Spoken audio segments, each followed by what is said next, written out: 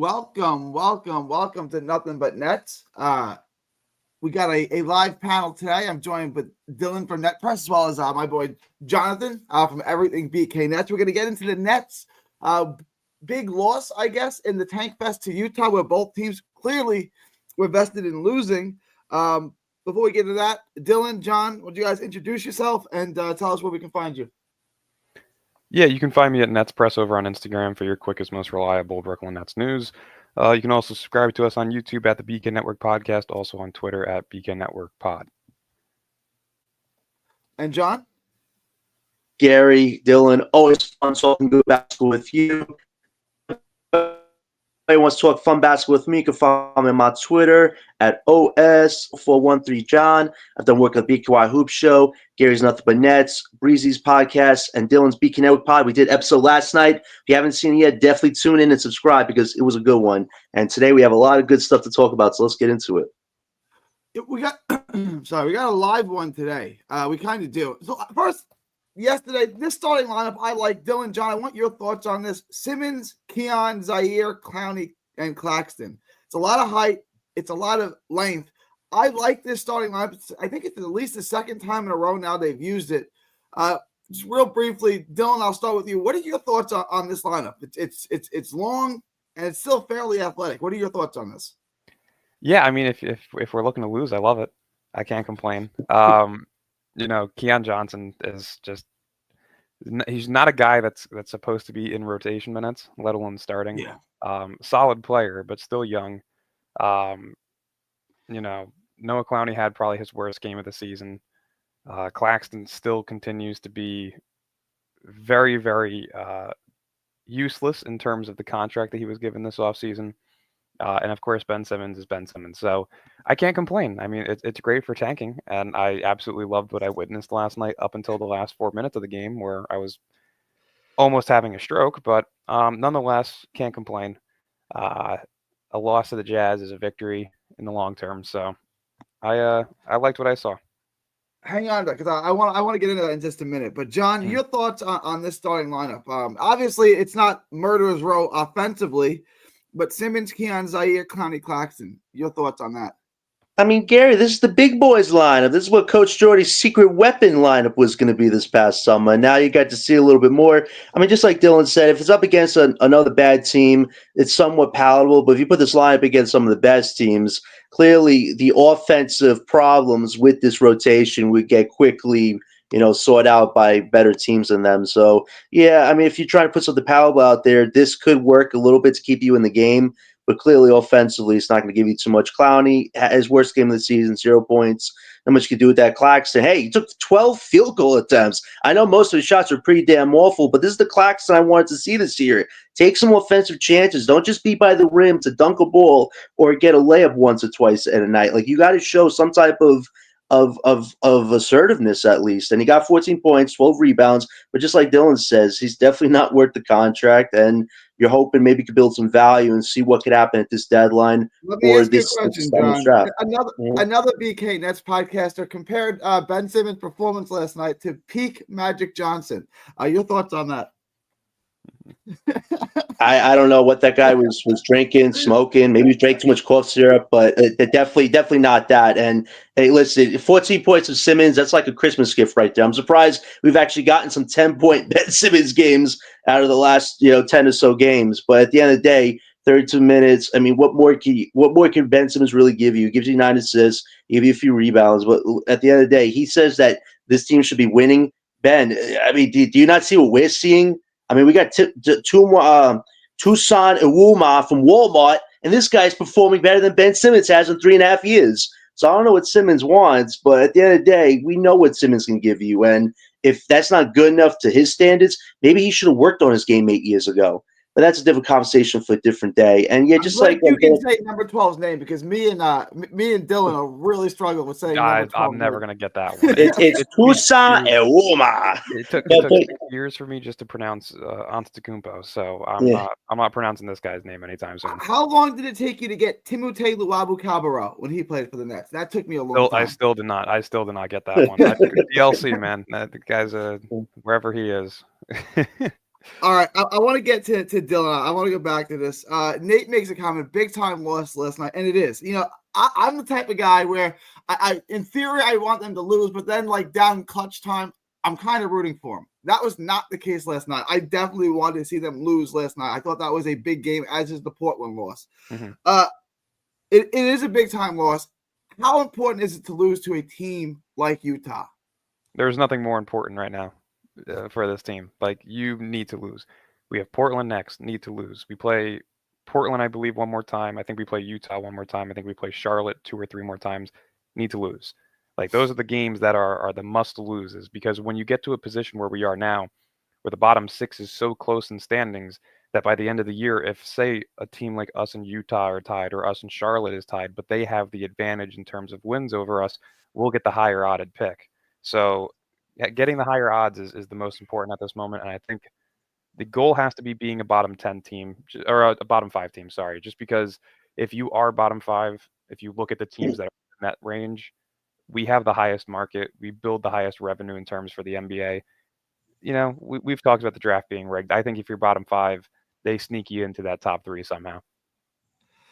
I kind of agree. We're going to get to that in just a little bit, how far the Nets can fall. Their schedule upcoming doesn't look promising in the immediate future. But, John, same question to you.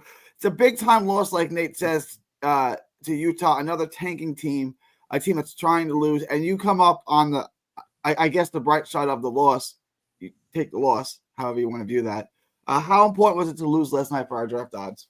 I mean, Gary, this was a huge game. I mean, look at Brooklyn's numbers: 10 from 40 from 3, 39 from 92 from field goal. I mean, it was one hell of a game last night. No, but it really wasn't. I mean, if you talk about an ultimate tankathon game, I mean, it doesn't get any worse than this game. And I have just a slight problem with how the game ended. I'm just like Dylan said, like, first of all, why is this game going to overtime? We were down 10 points, and then the Nets make a comeback because Jordy's never say die attitude always reaches these guys. And then we might win a game because Toussaint Woolman makes a free throw.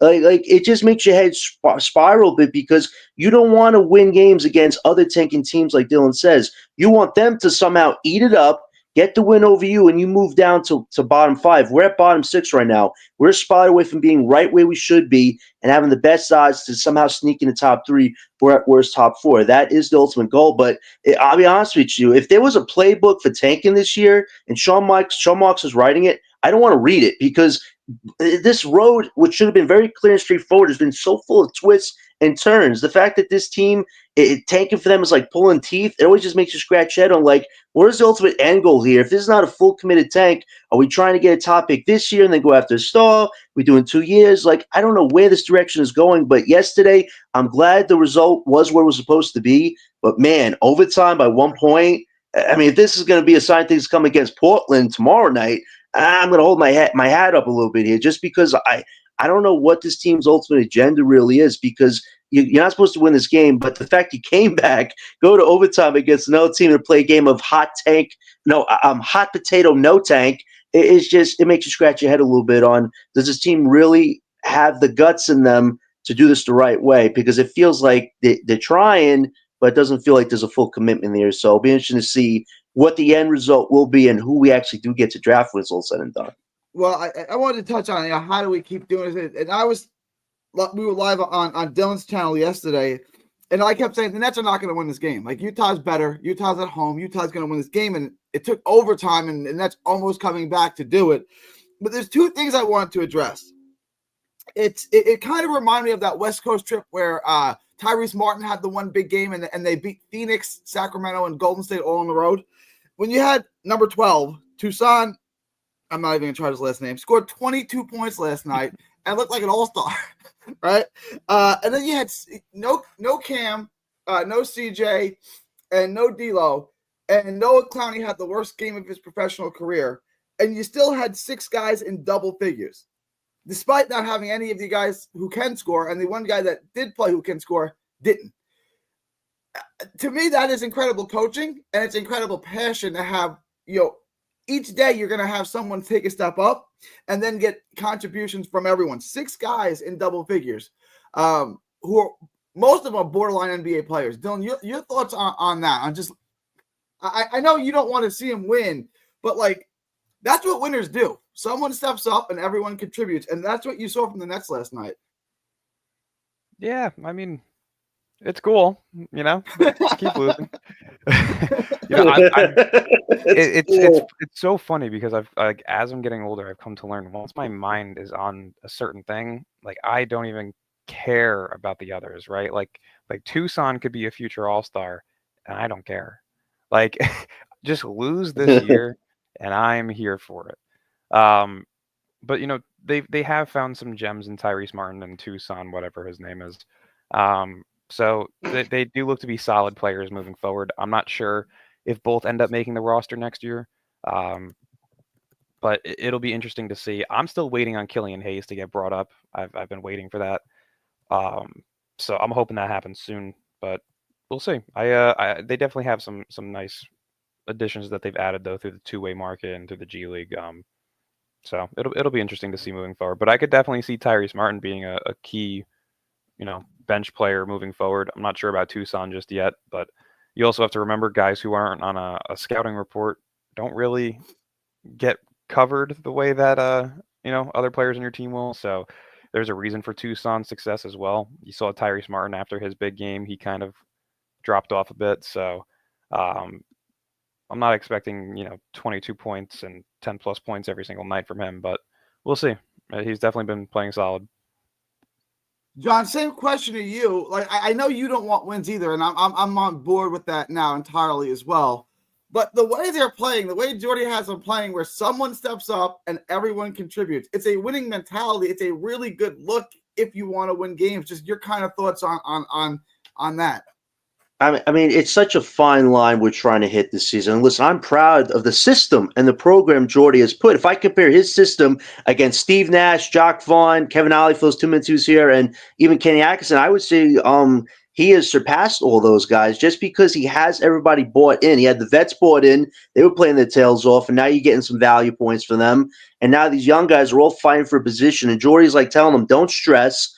He understands that they're all trying to get contracts, but just play your best basketball. And they have, given a lot of teams a lot of fight on most nights. But at the end of the day, the goals are to get a top pick. But it just seems like there was not a full tank here. Even Sean Marks was at the damn game. And I'm like, are you going to talk to Jordy? Be like, listen, Jordy, I understand what you're doing here, but why are we coming back here when we're down 10 points? Instead, he just watches the show and crosses his fingers. And just, I hope that we keep riding the ship, get down to bottom 5, and things will work themselves out like they should.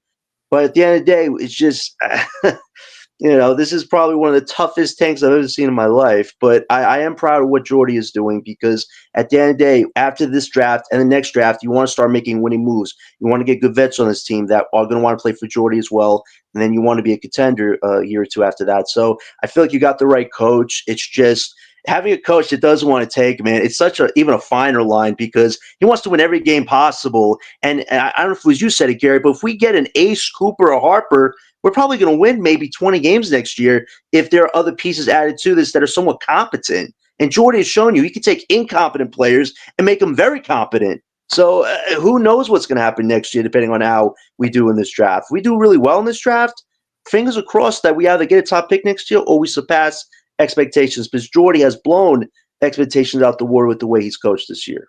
We got Leaf joining us. I'll bring the question to Leaf. Two things. If you noticed yesterday when Utah came back and won, their fans who are also tanking were ecstatic that their team won. I thought that was of interest, right? But now I want to introduce Leaf. Leaf, same question to you. Well, the previous question. How important was it to lose to Utah? And we got Portland coming up next. How important is it right now to lose these games in order to secure a better draft position? It's extremely important right now because you got CJ, you got Cam Thomas, and you got D'Lo out for I don't know what the timetable is exactly, but it seems like all of these games are non-winnable. I mean, well, the Portland, the Utah and the Portland game might have been the closest winnable games. Right. Just because of the teams like on paper. You know what I'm saying? Or the teams that they put on the court. There was no Laurie Markkinen on the court, from what I understand yesterday. And Isaiah Collier hit a game winner on a layup, so he was trying to he was out there trying to compete, trying to get minutes or whatever. So that's how that went down. So the Portland game, if I'm not mistaken, I don't think Simons is playing. I had to look at some of the port. I don't think Simons is playing. Don't quote me on that. So Portland is somewhat. I think Portland. I don't think they're in the tanking business that Utah and the Wizards and the Hornets are in, or whatever, or those teams. But at the same time, this is part of a long line of teams that are, in the range that we are in terms of standards. That got better talent and better records and better talents and better rosters than us. Excuse me. So, but it was important for that landscape. But I think the tank is being done. I think the tank is being done somewhat organically because the beginning of the season it didn't look. It almost looked like we was doing what Utah was doing the year that Wemby was coming out. You know what I'm saying? So I don't know if y'all remember that year. Utah, they Yeah. started the season off, I think like Yeah. 10-4. Just to let you know, the Spurs that when they got Wemby that year, they started the season off 8-3. Just to let y'all Yeah, know. both those Before they teams before started off. My they concern all was both that of those teams yeah, started off like well over 500. my And concern was that they it was they going traded on too they long trade though. Like yeah, they were they winning. traded Jacopoto, who was like the last piece, I guess, somewhat the last piece to that puzzle to get traded, and then they messed around and got under 500 in no time.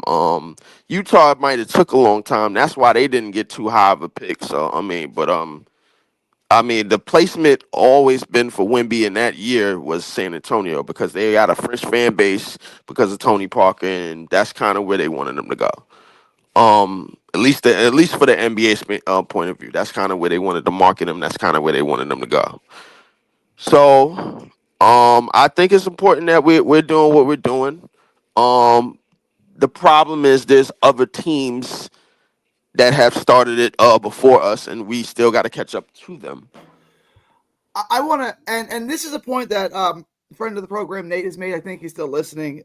This is the time where the Nets can really go on a losing streak. If they can lose to Portland, and I want to bring this to Dylan because this is kind of his forte. If they lose to Portland, it's the Clippers, it's the Lakers, it's the Knicks, it's the Suns, it's teams looking to win who winning now is important. Mm-hmm. Is this finally, if they can lose to Portland, where the wheels fall off and they can go lose, like I said, 16 out of the next 18 games, 16, and just go on a really, really extended losing streak? Dylan, I'll put it to you first. Yeah, I mean, there's no reason at all for us not to, like you said, lose like 14 of the next 16, and we're currently on a 6-game winning or a 5-game losing streak. So I definitely want to see some ground being caught up on from these early season wins that we should not have had. Just looking at the schedule up until the trade deadline alone, you have Portland, and then the Clippers on a back-to-back. You have the Lakers, the Thunder, Knicks, Suns, Heat, Kings, Hornets, Rockets, and Rockets again the day before the deadline. So, I mean, if I'm just looking at that, you genuinely should not win more than one game, right? You have Portland, you need to lose to them. You have Charlotte, you need to lose to them. The Lakers, the Thunder, the Knicks, the Suns, the Kings, both with the Rockets, you should lose those. So that alone is 1, 2, 3, 4, 5, 6, 7, 8, 9 games out of those 12, I believe that there's left. Realistically, if you sneak in a win or two, I wouldn't be surprised. But at the end of the day, those are the main games that they should be losing. So I mean, we're what right now? 13-26. You're Yeah. talking maybe 14-37 by the time you get to the trade deadline, which that would be ideal. You I move think we up should a have game on only the defense. one win should be added to this thing by the time February comes around. I like Well, that. Just paraphrasing. Because let me bring this. we got to remember the LA games are probably going to be canceled because of the fires. No, they're not Um, canceled. They just said today they're They're gonna resuming, move them. so we're They're playing on resuming them. Wednesday. Okay. no, they Yeah. resuming them. I Okay, thought they were all gonna right. move them. So I think both games is going to be held probably in Vegas, if I want to say. I mean, like, because that's the last time they did. The last time they had the Lakers and Clippers games moved at home, they got moved to Vegas, like a neutral spot. You know what I'm saying? So Yeah, I mean, I the want only to bring team that this I to. can see us beating, if they choose to win, right? The only team that I can really see us beating is the Clippers on the back end of our back-to-back. If not, I don't even see us beating them. maybe Miami or Charlotte. But again, if you're doing this properly, you need to lose to Portland. You need to lose to Charlotte. You're going to lose to the Rockets both times. You're going to lose to the Knicks. You're going to lose to the Thunder. You're going to lose to the Lakers. So those, what is that? 1, 2, 3, 4, 5, 6, 7, 8. That should be 9 guaranteed losses that you need to get. I think. Well, Dylan. I think Charlotte may be a win. I don't know what Lamelo's timetable is, and I don't even know if he's playing. He It played might last be a night. win. LaMelo played He last did night play. against the Lakers. Okay. Yeah, Mhm. I mean All against right. the So he Suns. played I'm last sorry. night. All right. So I mean, the teams that we beat initially, the Suns and the Kings, they're gonna be looking to kick our ass because they're gonna be looking to get up in the standings. The Suns actually have a full roster and they're like 12th, I think, or some shit like that. So they're gonna be looking to compete. Um, who else? The Wizards is probably I gonna. want to bring this though. I got a question. Maybe you or Dylan have some more information. Someone mentioned that Tariq Whitehead should be playing, and I'd like to see Tariq Whitehead get some minutes. I know he said he wants to stay in the G League. All right, but you're being paid on a two-way. Like, if we want to call you up, we're going to call you up. Dylan, is there any news on Tariq Whitehead? Or the Nets thinking about playing him again, or is he strictly relegated to the D League for the remainder of that season?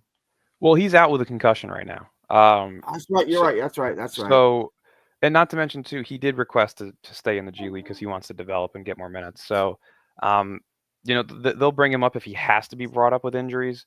But for the majority of the season, he's going to be in the G League. He requested that. It was the mature approach to take. I said it during the off season and even after summer league and preseason that he should have this entire season to be in the G League just so this way he can really progress his game and show that he can be healthy. He's doing that, which is good. I got blocked on Twitter by him for some reason before saying that, but whatever. Um, you know, I think it's a good approach on his end. And I want to address this comment He from my boy blocked you on DJ Twitter. that says, Yeah, no, Tariq his friend isn't tagged good. me on it and was because I said I was like Tariq's not ready to be in the NBA just yet with these injuries. He's got to come back and show that he can be healthy and progress in the G League. And his friend commented and tagged him in it and was like, "You see this shit?" And then I looked at his page and I was blocked. I was like, "Are you fucking kidding me? I didn't even say anything bad." It's like People are shit. sensitive. But DJ, so sad. Tariq Whitehead is better than Tyrese Martin. So if Tyrese Martin's playing in the NBA, I'd rather give those minutes to Tariq Whitehead. Well, Yeah. Just saying. I don't think in terms of NBA scale, I don't like as of right now. I don't think Tariq Whitehead is better than Tyreek Martin. You don't think so? Like Tyreek Martin actually has. I think Tyreek Martin could do something on an NBA level already, and that shoot the basketball.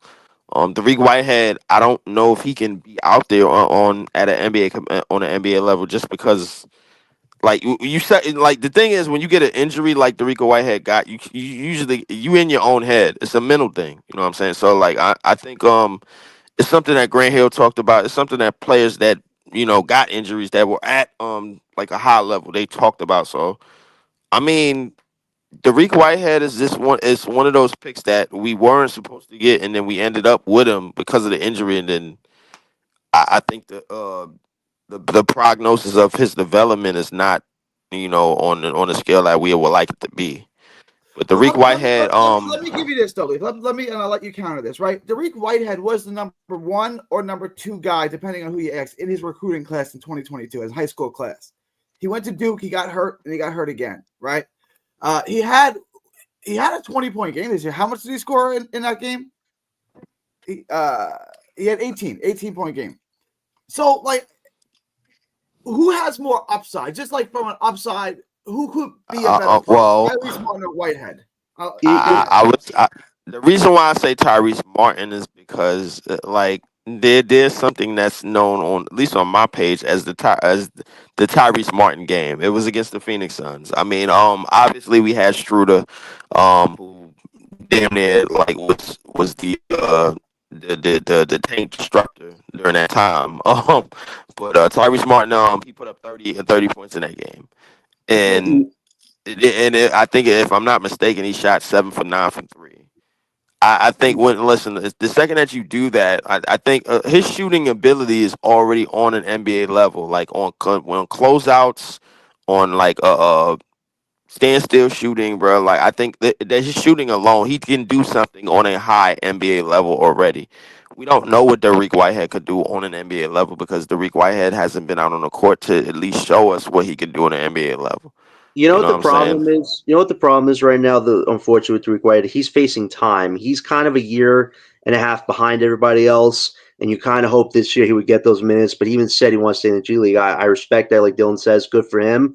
But at the same time, DJ makes some valid points. Seeing the way he was moving on the court, man, didn't make me feel confident. Like I don't know if that leg is busted or if there's something there, but he definitely looked uncomfortable just running the court. And offensively, you know you can get some stuff from him, but the thing is timing. We're going to draft potentially 3 to 4 guys, and if those guys are better than him, he moves down the depth chart. So I hope he gets some time during these last 3 months as far as developmental evaluation stage goes, because he has to show Coach Jordy he can be a reliable piece. So as good as it is, want to say in the G League, I hope you'd say when my number gets called up, I'm ready to go. And he didn't say that. So I feel like with Whitehead, unfortunately, his time is now to prove something to why he should get main minutes. Because if we get 1 or 2 top picks and they get a good depth piece, is if they're better than Whitehead, it's gonna be hard to see him crack a rotation. So it'll be interesting to see what his future is with this team because, like Leaf said, we don't really know what it is fully. He had that one game of 18 points, all of the 3-point shots. But this is the season right now for him to see if he can tell the coach, hey, I'm worthy of a spot next year on our first real year of potentially building something. So we'll see what happens with Whitehead. But right now, my confidence level is at a 2 right now with him potentially being a big part of our future. All right. I want to get into some of the trade possibilities too. Well, first I want to ask you this: the tank. They're sitting D'Lo. D'Lo has a bruised shin. If you're the NBA, you're looking at this, and he was listed as day-to-day a week ago, last Monday, and he still hasn't played with a bruised shin. That's what he has. If you're the NBA, are you potentially looking to find the nets for this? Because clearly they're tanking. Clearly they're looking to not compete. John, I'll start with you. He hasn't played now over a week with a bruised shin. Listen, this is exactly what they did with Doe when they sat him down because he had an ankle injury, which he really didn't. I mean, at the end of the day, I know some people are saying D'Lo has no value. Keep him, let his contract expire. But if you're keeping him out, it's because Sean Marks looking at the market to see if there's a team out there that might want him maybe as a backup, maybe. And there's a few teams I think of. Pistons with the obvious situation. Clippers, they're looking for somebody to take PJ Tucker's contract. Maybe they'll throw in Bones Highland in a second-round pick. If we could get that deal done, buy out Tucker. We could call up Killian Hayes, like Dylan says. There's a roster spot, and you go see what Bones Highland does. Like, there are a team or two out there I could see potential that maybe would take a flyer on D'Lo. But at the end of the day, it's expiring contract. He give you a little bit of offense. It'd mostly be a backup role, And if a team does that, okay. I think that's why he's out right now. Obviously, if he does get moved by the deadline, you probably keep him. You play him sparingly, and then you just let his contract go. I don't think we're re-signing D'Lo. As fun as it was to have those 2018 vibes for that one game against the Bucks, he's just not a crucial part of our future. So they're looking at the market right now, and if a deal happens or not, it's yet to be seen. So we'll see maybe a week or two before the deadline if there's a team out there that really has a level of interest in D'Lo. I know you want to, hopefully get a couple second rounders for D'Lo, but Leave. I'll start with you. I'll go to Dylan. This is obviously tanking from the net that D'Lo is not playing right now, right? A bruised shin. He's been out for a week and a half. Your thoughts on that? And is this going to potentially become an issue with the NBA? It might, but at the same time, they would probably have to look into other issues with other teams as well. The injury report for New Orleans, just to take a nab at it, they have to dig into that. Toronto with some of their injuries that they had earlier, they'll have to take a nab at that, and they also have to take a nab at some of the other injuries from other teams, from Utah as well. So my thing is, if they're gonna take a nab at us, well, for the D'Lo thing, then they're probably gonna have to take it, and they probably gonna dig into other teams as well. I mean, the Tankaroos are the Tankaroos, but they only enforce on the teams that the NBA wants to enforce them on. Dallas got enforced on, and then they ended up with Derek Lively, and they ended up in the finals next year anyway. But at the same time, it got enforced because the NBA wanted them to do something, and they didn't do it. They wanted them to do something that involved the play-in and involved the ratings and involved the Lakers, and they didn't want to do it. So that's where that $100,000 fine came from. That's where the pick had gone from potential top 5 all the way back to 9 or 12 or however whatever pick that Derek Lively was at. My point is this: the NBA enforces the rules on who they want to enforce it on. They pick and choose. A lot of people don't think so, but I know so. They enforced them because San Antonio clearly was doing shit after the Jacopoto trade, and they didn't get fined at all. So I mean, well, we just gotta wait. The league also loves pop, and they don't love us. But let me bring the same question to Dylan. Dylan, your thoughts on them sitting D'Lo for a week and a half now with a bruised shin, and is this something the NBA is going to start taking notice of? No, I mean, if I truly think D'Lo and Johnson, or D'Lo and Thomas are hurt. Johnson, I don't think is hurt, but I also think he's being held out because of trade purposes. So really, They Right. also have him in a walking boot, and they're playing up the theatrics on that, right? But yeah, go ahead. yeah. So I mean, I don't really see it being an issue. Like we watched the Pistons lose 22 straight games last year. They weren't penalized. Um, so I don't. 28. Mhm. Yeah, it was something crazy like that. So it's like And they're they not got gonna. penalized. They dropped from potential top 2 to number 5. I think. Oh, that was I mean, but awful, are we man. but are we talking penalized or are we just talking lottery odds? I mean, penalized lottery odds. I mean, like I said, the NBA got a way of doing it and not showing it, and then they got a way of doing it and then putting it on display. So, Because like I realistically, said, that means every team in the bottom 5 this year should be penalized, right? Toronto should be a play-in team. Charlotte, I had as a play-in team. Washington with Kyle Kuzma, Jordan Poole, Toronto came in with Brogdon. injuries, but I mean, the NBA would have to investigate a little bit further on that front, man. I mean, the same thing with New Orleans, the same thing with Utah.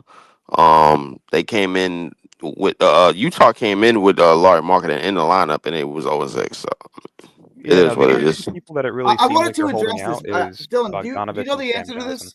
Can D'Lo was just recently traded? Can you trade D'Lo again? Yeah, Can he be? it's You just you can. can't be to the same team. But yeah, you can flip Okay. them again. You have to trade him by himself right now. That's the thing I heard. He has a clause right now where it doesn't expire for like 60 days. If you trade deal, it has to be by himself. You can't attach him to a Johnson or any type of deal. It would have Yeah, to it be has to by be more like a himself. salary dump type of thing. Yeah, yeah. I want to bring this question back to you, and I'll go around the panel, Dylan. But I want to start with you. I made a prediction when CJ first got hurt that he has played his last game as a Brooklyn Net. That they're not going to risk playing him again. That he's going to be traded. It's just an ankle sprain. It's nothing that's going to detract people from trading for him. My prediction was Cam Johnson played his last game as a Brooklyn Net. Your thoughts on that? And if I put the over under on 2.5 games, Cam Johnson plays 2.5 games with the Nets. Would you take the over or under on that? You guys go Under. around. I gotta take a leak real quick. Under, and it's funny too that you say that because I actually put that out there on my other page on Twitter that Cam Johnson likely played his. It's literally right here on January 3rd. I said Cam Johnson has likely played his final game in Brooklyn. I don't think there's a reason for him to come back, and it's also, though it's a not so serious injury, it's also the second time it's happened this year, and he never recovered from the first one. So it is a little bit more serious than the original one, just because you roll your ankle twice without it being healed.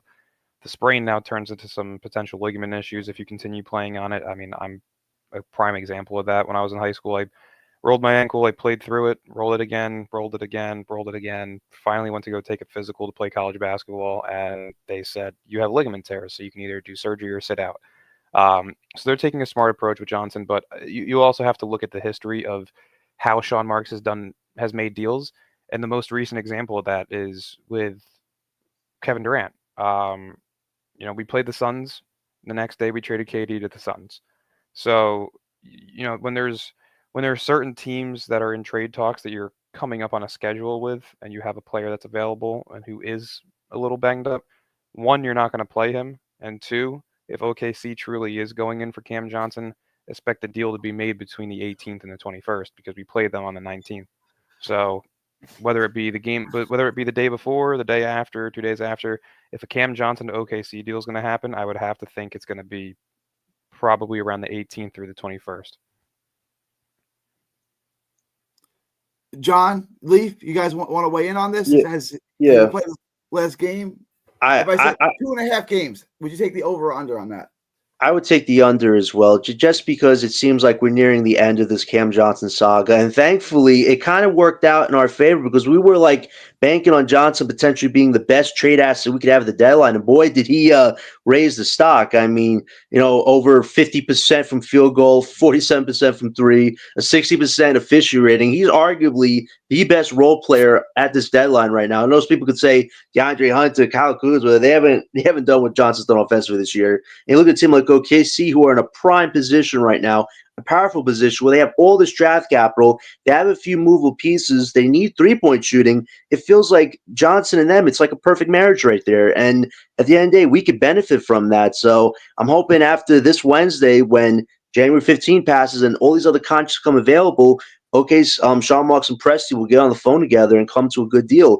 Getting this deal done, like Dylan said, around the 20th, 21st at the latest. Like, get it done before the deadline. We don't need to bring this all the way down to the wire, because when it comes down to the wire, this is when teams start getting greedy or they want to pull out, stuff like that. Like, no, let's get this deal done right around a week or two at least before the deadline. So it's all done, set in stone. We get our assets, and Johnson gets to play on a good team. Like, we need to hit this right. This is our best trade asset. And Sean Marks has a golden opportunity not only to put a big, bow tie on his resume, but be able to say that I traded Johnson, who was playing really bad last year. He had a few great months, and I was able to trade him for potentially a prospect and a solid first-round draft pick. So hopefully OKC can outbid all these other teams, and well, they should, and we could get a good deal done for him around the 20th. But yeah, this feels like it's Johnson has kind of played his last game with the Nets, and kudos to him. He did great, but at the end of the day, this is business, and the Nets need to hit a grand slam on this Cam Johnson deal for sure.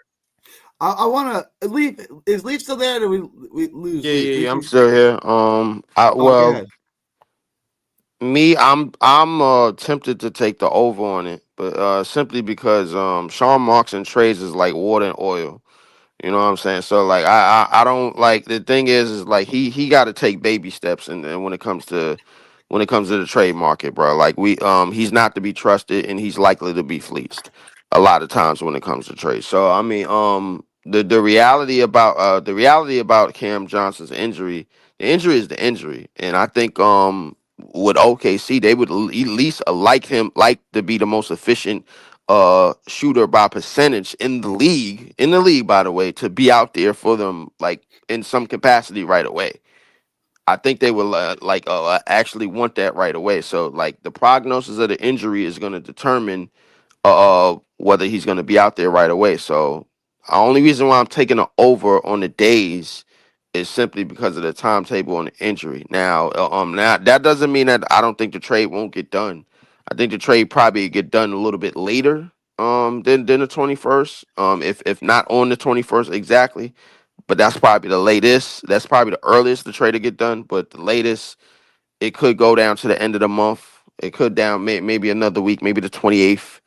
I mean, who knows? But I would probably take the over on it, man. Just off the strength that the injury is the injury, and I think OKC would like to get him out there sooner than later, just to see what type of rotation they want to put him in. I want to try this thing. I don't think this is going to happen, but I want to just see what you guys think of it. Marks has said he wants to land a star in the offseason. Well, he wants to trade for an all-star. That the rebuild's only 1 year and he's going to make big additions. Is there a possibility that he keeps Cam Johnson throughout the deadline and then trades him in the offseason in part of a trade for trading for a star? Like trading for a Giannis or trading for a De'Aaron Fox or trading for someone like that. It got reported yesterday that we're not going for a star this offseason. That got reported yesterday by, I believe, Brian Lewis or Mark Stein. Well, Dylan, we all know the tide can change, bro. Because the thing about our front office is that you could dangle a carrot in front of our face, and then we'll lose track of exactly what we were trying to do in the beginning of the season in the first place. It's one of the reasons why this tank wasn't taken seriously right out of the gate, is because a lot of carrots was dangled around. You know, you had the Jimmy Butler quote unquote carrot dangled around. You had the Giannis quote unquote Right. carrot dangled around. It's a lot of things that can distract this team from going forward on a mission, from driving straight ahead. We'll take that left lane that says, "Oh, the free agent wants to come here." You know, we could get him, and then we could hurry up with this rebuild and whatever, and we could still hold on to maybe 2 draft picks or this, that, and the third. It's one of the reasons why, since we've been here since 2012, that we haven't gone forward with the draft picks, is because we've been sidetracked. I said it yesterday on Breeze's Right. show, and I say it again. We have been sidetracked time and time again from the draft. And this is before the CBA was in place, and back when super teams and putting superstars together was like the quote unquote go to thing. Back when Brooke Lopez, KG, Paul Pierce, Joe Johnson, Darren Williams, just to name those names, and then moving forward with Kevin Durant and Kyrie Irving, after you kind of put Karis LeVert and Karis LeVert and Jared Allen on the 3-year window with coach coach in Cleveland right now. We had him. Um just those perspectives, bro, and our history of doing that and our history of continuing to do that. We're one of those teams because, one, we have so many options. It's not like the Nets are playing in New Mexico. Because if we were, bro, this drafting would be simple. It would be simple and easy. I'll be honest with you. If Brooklyn was located in Middle America, bro, this shit would be so goddamn easy. We're going in the draft. We're not. There's no free agents, nothing trying to come here. There's no stars trying to come here, even though we have the money and we can afford it. It's a lot of teams. It's a lot of small market teams. I hate to use this perspective, and I hate to use this whole key, but the market always values us to go off the track of the draft. It always does, and that's why we always did it, Yeah, I and want to. we most likely I, gonna do it again. I want to bring this back. I'll start with Dylan. I have to bring it up, and I go around to John and everybody. I got to bring up the Giannis trade. We'll get to Zion, but there is a like Leaf said, we always dangle a carrot. There's a hell of a carrot out there in Giannis, who I think may be available, because I think Milwaukee's going to be a one and done in the playoffs again. And Giannis has been linked to Brooklyn before. If Giannis is traded in this offseason, CJ would be a piece, obviously some draft picks. What are your thoughts on the Giannis possibility? Is it real, and are you in favor of it? No, I'm not at all. It's so pointless with how our current team is constructed. They've made it clear in Milwaukee they wanted Dorian Finney-Smith to help with Giannis, or they also said they had interest in Cam Thomas. That to me is the sign they either wanted to help Giannis and keep him, or trade him for something of value, right? So you're either going to trade a package of Cam Thomas and Nick Claxton for him, or you're going to trade your top 5 pick and a bunch of salary fillers plus young players for him. What's the point? There's nothing that you can do to grab Giannis in a trade that is going to help this team win a championship. He's not getting past Boston. He's not getting past Cleveland. He's not getting past New York. He's not getting past Philly when they're healthy. He's not getting past Orlando once they move in on an all-star guard, which is their plan. They're not getting past Indiana. You're not getting past any of the top 6, 7 teams in the East. So there's no point of trying to make moves to sell an extra 4 games worth of tickets to make the first round and lose. There's no point. Just stay the course. If you land a top 3 pick this year, you're in a great position. If you land a top 3 pick next year, you're now in a position to where you have a 10-year window if you do everything right. So here's my point, though, about Giannis. If I told you that you're going to get peak Giannis in the draft, you're going to get peak Giannis for 4 more years, where would he go in the draft? He'd go number 1, right? in this year's draft? Yeah. If I said you get 4 years of peak Giannis, or anyone in this draft. In this year's draft, he'll most likely go number 1. But my thing, the only reason why I'm kind of all right, yo. If we get Giannis, cool. If we don't, I'm not like I'm on. The only reason why is because we get a chance to prove that we get a chance to at least try to adjust a roster around Giannis if we do get him. Because if you look at Milwaukee, bro, go look at that team. A lot of those dudes from that championship team are outdated. Bobby Portis, Brooke Lopez, Chris Middleton, just to name a few. They never really upgraded that roster. That's one of the Because they reasons why couldn't they're going with these through. contracts. Yeah, they couldn't. Well, obviously, but at the same time, I think Giannis being here, I mean, if it's done the right way, isn't so bad to me. I mean, like everybody say, yo, we gonna win a playoff series potentially, and then like, ain't that what we gonna do if we go on this? If we continue to go with these two draftsmen, and then what are we gonna do? Add somebody else to Say, it. say That's you gonna say be. you land 2 top 5 picks over the next 2 years, right? And say both of Mhm. those guys turn into stars. You are now in a position where you have cheap stars that'll be due rookie max extensions rather than super max extensions, while also still being able to have assets and pieces to move in on a third star, right? So it's keeping things financially accurate while also Mhm. being able to build depth around those guys. Not to mention, youth is the way around anything. Look at Boston, right? They brought in 2 rookies with our own picks, and they brought in Kyrie and Hayward. Kyrie had his issues. Hayward, his ankle turned into spaghetti. Guess what? They got the experience in the playoffs. They came back. They moved in on Porzingis, Holiday, and Derek White. They won a championship, right? Those are 2 top 5 picks, though, specifically top 3 picks. You have Denver. They drafted Jamal Murray. They drafted Michael Porter Jr. They drafted Jokic. Jokic being the exception of the second round is never going to happen again. But point is, they drafted their 3 guys. They built it young. They got their playoff experience. They won a championship. You can't buy championships unless if you're LeBron James. That's really the only player in the past 20 years that's been able to do that outside of Well, let Golden me push State back on after that. the What ones about that dated. Toronto? What about Toronto? I mean, I know it was a trade, but Toronto, they drafted Pascal. They drafted Lowry. yeah, They but Pascal drafted. was a rookie on that team, wasn't he? Best point being though is that they drafted their entire roster, but they traded for the star after to Well, push they them over the didn't limit. draft Well, Lowry, and no, no, no, they no, didn't no. draft Lowry, and they didn't The draft championship Kawhi Leonard. roster the championship roster was a little bit different. Serge Ibaka wasn't drafted. Marcus Gasol wasn't drafted. Danny Green wasn't drafted. The players that wasn't drafted. Van That's Vliet the they got in foundation a of the trade in roster. a. Yeah, I mean, but the players that you're talking about, like you're talking about two that kind of that were contributors, but the real reason why they got over is because they kind of got me a yo, let's win now roster, and it worked. So we can't say it didn't. We can't say nothing has worked. Point being though is When it comes, they drafted Pascal, right? They got Kyle Lowry when he was young. Wasn't it his rookie year with the Sixers that he ended up going? Yeah, he was still very young when they got drafted. Kyle Yeah. Lowry didn't. Yeah, they got Kyle Lowry when he was young, but he didn't get drafted to Toronto. No.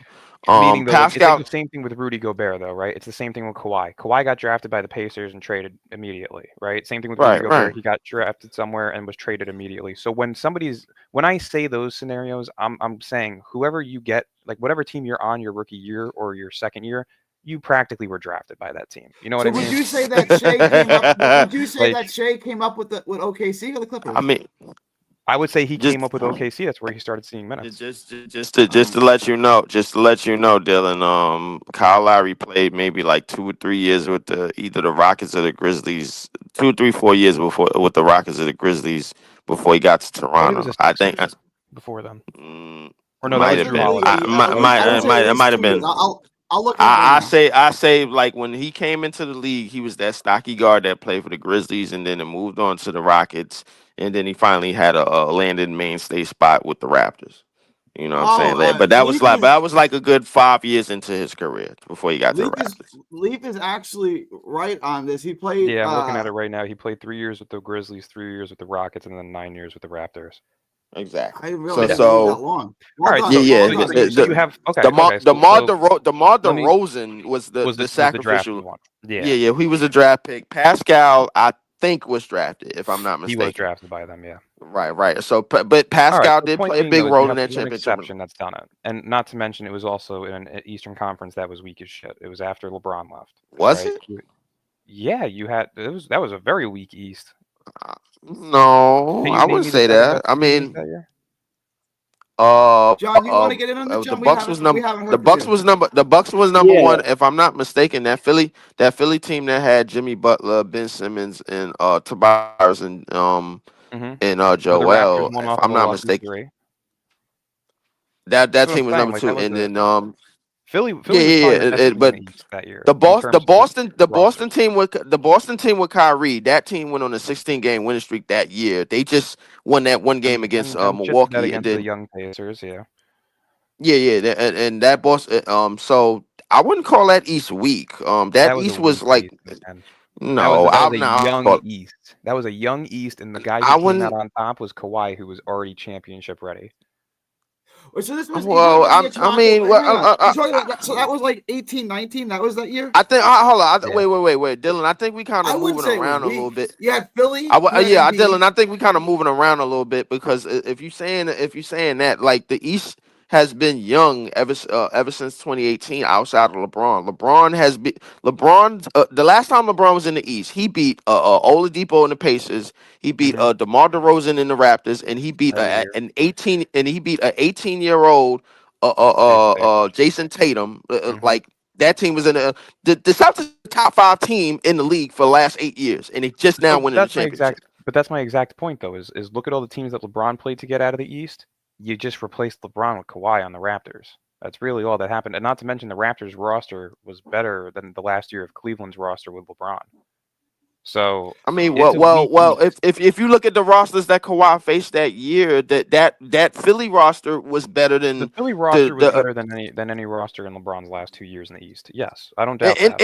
But in the Bucks roster that year. That was Giannis' first MVP season. So if we really want to do the demolition on it, that roster, the roster the next year with the Celtics that added Kyrie, a healthy Kyrie, in the Bucks roster, those are 3 teams that the Raptors had to get through. And they ended up getting through. But if it wasn't for that shot, come on, the like, Raptors didn't bruh. play the Celtics. No, they didn't play the Celtics, but like, come on, let's be honest. Let's They be played honest. That was a grueling ass 7-game series against the Sixers, and it came down to 3 or 4 bounces around the rim and winning. Yeah, Come no on doubt now. about it. That's why I'm saying though, it's like even that shouldn't have happened. And the only reason why the Raptors won the championship is because KD blew his Achilles. So All right, let me They was gonna win that anyway. Injuries are injuries, right? Like, I mean, They was gonna win. They was gonna win. They was gonna beat the Warriors anyway. The Warriors, they were not. They were. And I'm gonna tell you why. The Warriors didn't have the Warriors' best player coming off their bench was Cook. I think was Quinn Cook. Quinn They Cook. didn't have no bench. The problem with the Warriors that year, they didn't have any depth. That's They one of the were up reasons 2 why the Raptors. weren't they up 2-1? But that's one of the reasons why the Raptors kept beating them in the regular season. That's one of the reasons why the Raptors kept beating them in the regular season without Kawhi. Let me move this on. Like I got John I want to hear from, and I got Breezy now here too. John, you want to get in on this? Yeah, there was lots to take from there, but I think Leaf brought a great point about Sean Marks that we get shortcutted by a lot of things, or we get distracted. And there was a report that came out a few weeks ago that he had the sign on his door at the training center which said no shortcuts. And he built something from scratch, and then he cashed in as soon as he could for Katie, Kyrie, and James. Shortcut. And then when we had to break all that down, he wanted to build a team around Ben Simmons and Mikal Bridges. Shortcut. Now we're at this. We somehow, through great fortune, we have 31 picks, a lot of cap space to build this roster the right way. And you look at Giannis, again, ultimate shortcut. I mean, as much as people want to say this guy shouldn't be on this team if he wants to come here, I mean, what he's doing this season, he could have easily done what James Harden did, died down and said, trade me, Bucks. Instead, he's killing himself, trying to barely keep him over 500 because of what he's doing. So, there's a lot of risk we want to take on Giannis. Because, like Gary, you even say, you might get 4 good years. Is that enough for us to build something 4 good years if the Celtics and Cavs are still playing the way they're playing? Probably not. So there's a lot of pros and cons to weigh there. John, it gives you a window, though, right? I'm not I agree. saying you're going to. I agree, Gary. A window, but also at the same time, why not create that opportunity yourself? No, here's the thing. If we draft a prospect and then try to cash in a 2026 pick to get Giannis, is the prospect you get, if it's not top 3 and you still do this Giannis move, will that be as good enough? If you get the top prospect you want, you pair that with Giannis, that could be fun, but if it can't beat Celtics or Cavs, what was the point of doing it? Like, you're kind of self-destructing something that's supposed to get built. Sean Mark's biggest problem has been he's started so many projects, never finished a damn one of them, and that's the problem with this team. We need to be a complete product and actually have a legit chance to reach an Eastern Conference Finals and eventually the NBA Finals. And so far, we've never come close to that. So if you make this move for Giannis and you pair him with the prospect you get, will that be enough?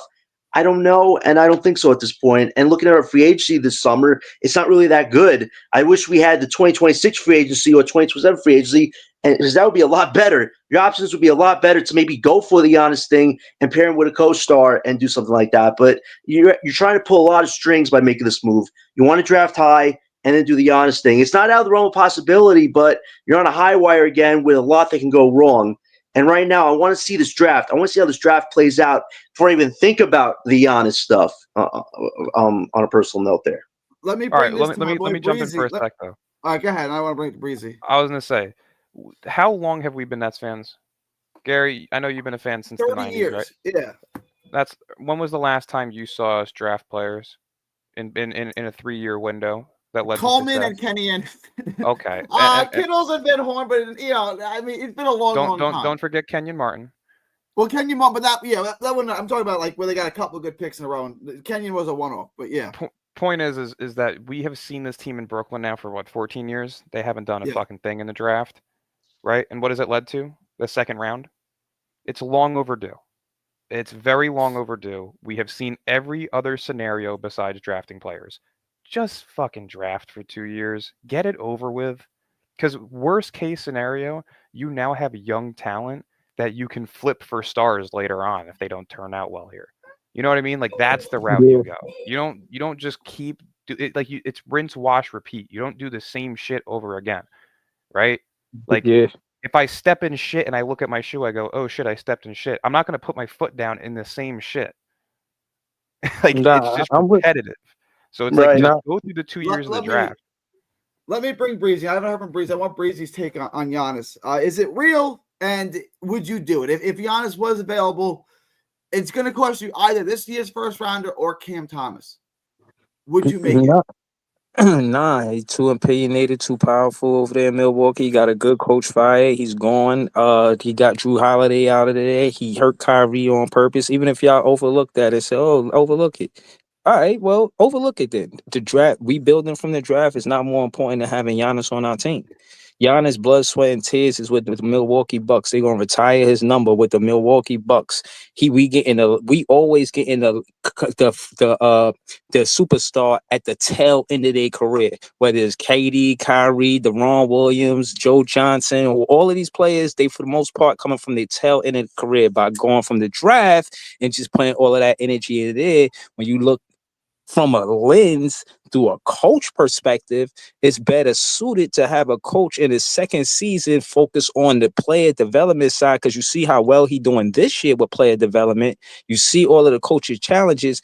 The point of me saying the coach's challenges is saying that he's backing his players. A coach like that's going to back young players, they'll, you know what I'm saying? They'll play their hardest for him. They'll go through a wall for him. And I'm saying all that to say, I'm against this whole Giannis thing. I don't care how pretty it sound with this and that. Nah, I'm not giving nobody nothing.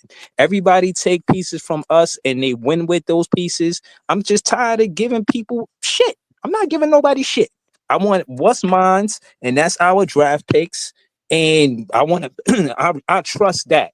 And even if, and again, as a fan, I was happy when we got KD and Kyrie, and I disagree because we didn't give everything up for KD and Kyrie. It was DeAndre Jordan that went bad, and then Harden, that trade went bad. But just with KD, Kyrie, and that core four, we were doing something with that. So I don't want to change players that been here for 2, 3 years, 3, 4 years. And to put the icing on the cake, because I'm at work, I gotta go, is the fact that these other championship teams that y'all talking about, they had a duo for over 5 years. Murray, Jokic, Tatum, Brown, whoever else was before that. The only exception to the rule is LeBron James. Outside of LeBron James, Kawhi Leonard. Kawhi was there for one. I know they had a different. No, but Kawhi Leonard not the same as LeBron James, because LeBron James traded everybody and got Anthony Davis over there. Yeah. Kawhi Leonard was just an addition to the Toronto Raptors for the most part. So you know what I'm Not saying? to It's mention not the LeBron same. also has so much pull in free agency in terms of guys who will sign with him for veteran minimums. Look at Milwaukee's roster the last 3 years since they won a championship. They don't get shit. Yeah, I mean, You know, does when they Giannis have get the served, pull to bring in yeah, guys for vet minimums if you're going to gut your team? Probably not. So why even just take the risk? Just right. stay the course. You And can got I picks just for a reason. There's no read to be there's no reason to be greedy or overstimulated in terms of trying to go and rush this thing. You've But rushed it guess wait? 3 what? Can I just say But this that's too what as we well? always been doing. Because on one hand we got draft picks, on the other hand we got money. The thing is, bro, when you dangle a carrot in front of this franchise's face, bro, since we've been in Brooklyn, we have not stayed the course to anything that we were supposed to do. Not a damn thing, Right, and right. And everybody in here knows it. right. Can I just say this too as well, Gary? If the Nets somehow do hit on both these drafts, like you get in the top three for this one, you get top that one, you have two essential prospects you can pair together for the next 5 years, get some continuities. That's biggest problem is we haven't had a team or a Everything. duo of young prospects that can be together for more than 5 years. We're lucky to have a team to be together for 2 years. And the problem with Marks is he's had a new team almost every damn year, and that is never going to win you a title. It almost did You when know you what makes me. put wait. Can I say this? When you put the Katie, Kyrie, and James rotation thing together, that was beautiful for one season, but you lost it after that. So for us, if you could hit on both these drafts, they're under like 4-year rookie contracts. If both those prospects play very well, then you make a move for a star because you're not hit by the cap at that point. You could get a star, pair him with those prospects, and then you go for it before these prospects who turn out to stars have to get paid. That's a better window for us to really start contending. Trying to do it right now, you're trying to do what you've been doing the last few years. Put a team together and hope you can get there. How about instead of hope to get there, we put the piece together a little bit organically, and then we gun it by going for a big star because it will happen. I believe Sean Marks will eventually trade for a star. Like Leaf was saying, he will eventually dangle that carrot and give the carrot to get a star here. He's not going to wait on his laurels 3 to 4 years. You'd be a fool to do that. But it's the timing of when he gets that star. You know what pisses me off about this whole process is that Mhm. the Nets are going to get that at some point. The Nets are going to get greedy, and that Right. front office is going to get greedy, and they're going to jump the gun. Even if we do go through with this draft, They the do it thing every is, bro, single time, Leafs, right? They do it they every do it every time. single time, bro. And if you look at the history set that was since we've been in Brooklyn, bro, like we like even the veteran players, we have not gotten any young stars for them when we let them go. None. What Right. did we get? What did we get when we finally let Joe Johnson and Darren Williams go? What did we get when we let Kevin Durant and Kyrie go? What did we get? I That's said this my real issue. when they made the Harden for Simmons trade. I said the trade is this or there's no trade. It's Simmons and Maxey or there's no trade. It's on you, Philly. What do you We want to should have do, got right? Maxi. Should have got Maxi, man. We could have drafted Maxi. He had a pick You in that didn't need draft, to. and You he didn't traded need for to trade Landry Harden. Shamet. For everybody who says Mark's a There was great also drafter, rumors about you Utah traded the wanting pick Ben for Simmons and Landry Donovan Mitchell. Shamet instead of drafting Maxi. Like, I can't forgive Marks for that ever. If we had Maxi on his team with Cam Thomas, we could have rebuilt perfectly with 31 picks, That's and we could probably have the got a worst Cooper, duo Ace, or actually Harper, man. defensively ever. That would have been your trio. We would have had an organic trio. Like, that Marks' problem Maxey and is he Cam doesn't know how Thomas to would not work at capitalize. all. Maxey and Well, you Thomas could would not work at all. That no, Tom probably not. But at Kyrie's the end of the already day, shown by himself that when he's playing by himself, he's dog shit. The guy takes like 28 shots a game and fucking shoots like but 35% if you of have them. two stars with him, though, Dylan, he plays phenomenal, and he killed us in the playoffs a year ago. Yeah, You know, I mean, you're just gonna look like the last 3 years of Cleveland, which was Garland and Mitchell not being able to play defense until they finally got depth pieces.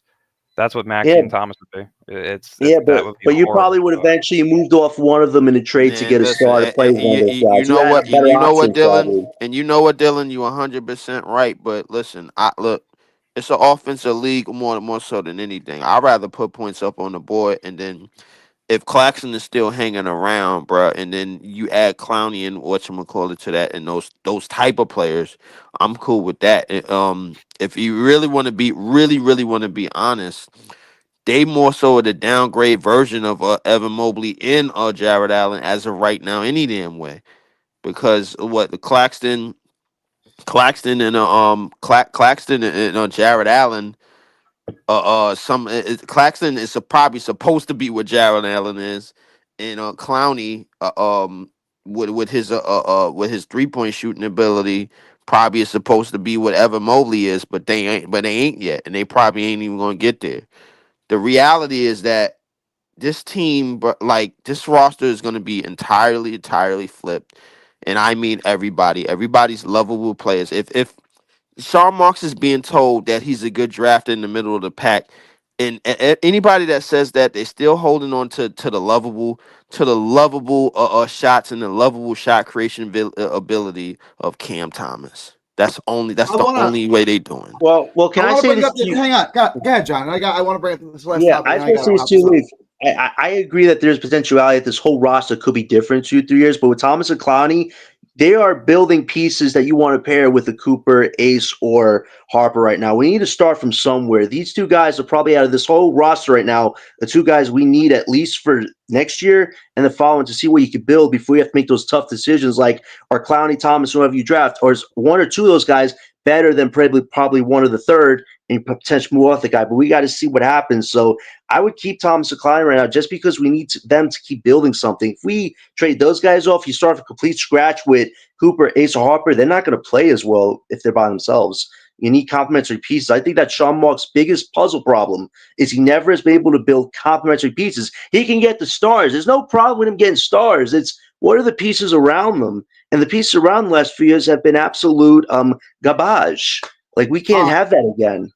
I want to bring up this last topic, and then I gotta close this out. I gotta wrap it up soon. Mm-hmm. Right now, we're reaching the midway part of the season. We played 39 games.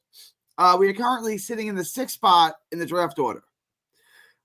We got to lose to Portland tonight, but after that, how far realistically do you think that we can fall back to? I think we can catch Utah. I'm almost certain we can catch Charlotte. They're going to start to win games. But can we catch any of these other teams? Washington, I don't think you can catch. New Orleans or Toronto. Realistically, if we're using this lineup, how far can we fall back? Leaf, I'll start with you. Is Leaf still there? Leaf?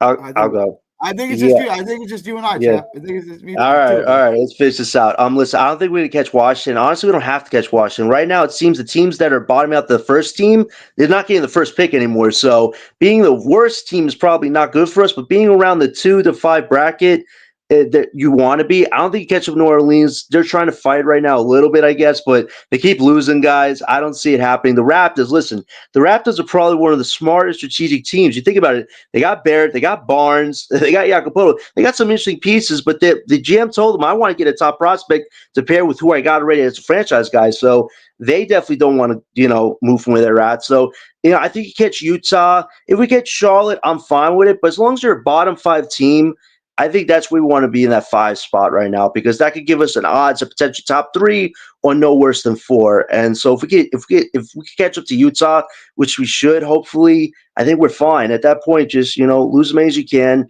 and hold on to that 5 spot. I'll be honest with you, bro.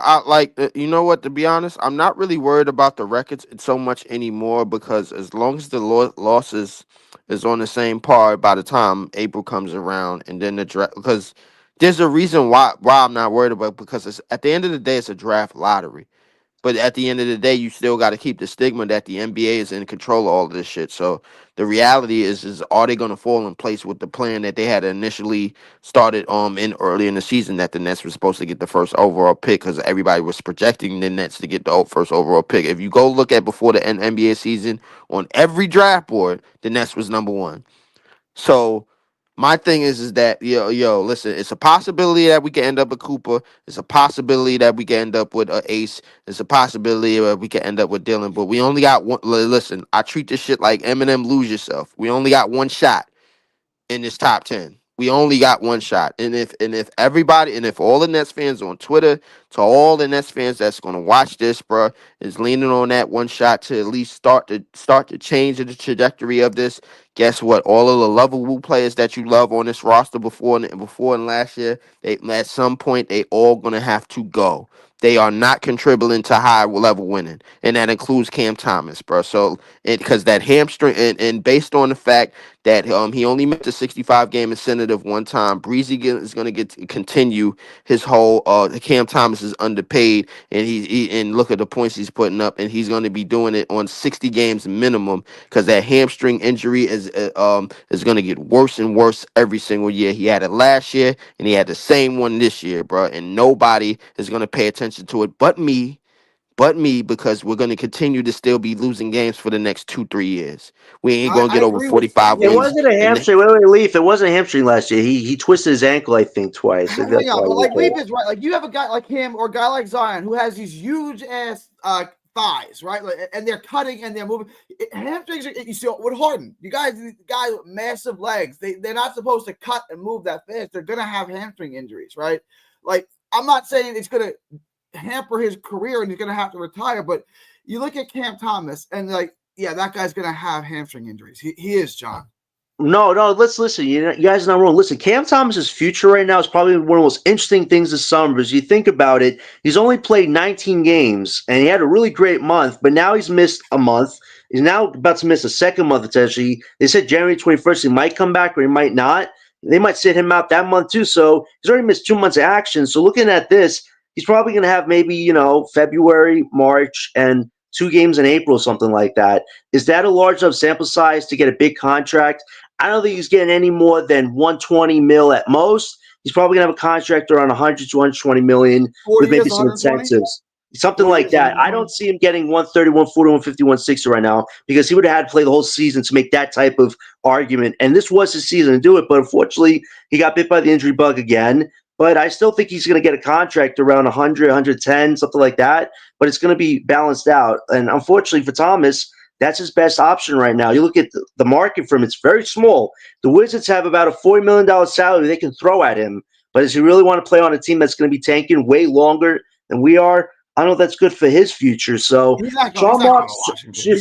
so Sean Marks right now is in control of Cam Thomas's market, and Thomas is probably going to have to, do his best to meet Sean Marks' demands, but also while trying to get a boost at least. Thomas has definitely shown that he's warranting a salary boost. Whatever that is, though, will be interesting to see happens. And, who he drafted this year is going to play a big role in Thomas's future as well. Because some people who really like him are like, wow, if this guy's better Hey, y'all than gotta him, go. Y'all, I'll Thomas, holler at y'all later. yeah. I appreciate you, Leaf. Yeah, the problem is, with some of Thomas's supporters is if that prospect is better than him, they're going to be upset at that and be like, oh, Thomas getting disrespected. Thomas is getting respect he deserves. Well, at the end of the day, if Thomas is a supporting role and doing what he has to do on offense, it shouldn't matter if he's the best guy. I don't matter if Thomas is starting or being my sixth man. As long as he's playing winning basketball, that should be the result that matters at the end of the day. So his future will definitely be interesting to monitor this summer with the contract. All right, I need to wrap this up. Appreciate you hopping on, John. No problem, Gary. Yeah. Hang on. All right. Any last minute things you want to touch on, John, or are we good here? Portland is next. We got to lose to Portland. That's another big loss. But anything else we need to touch on? Yeah, if Wednesday is January 15 when all these last remaining contracts become available.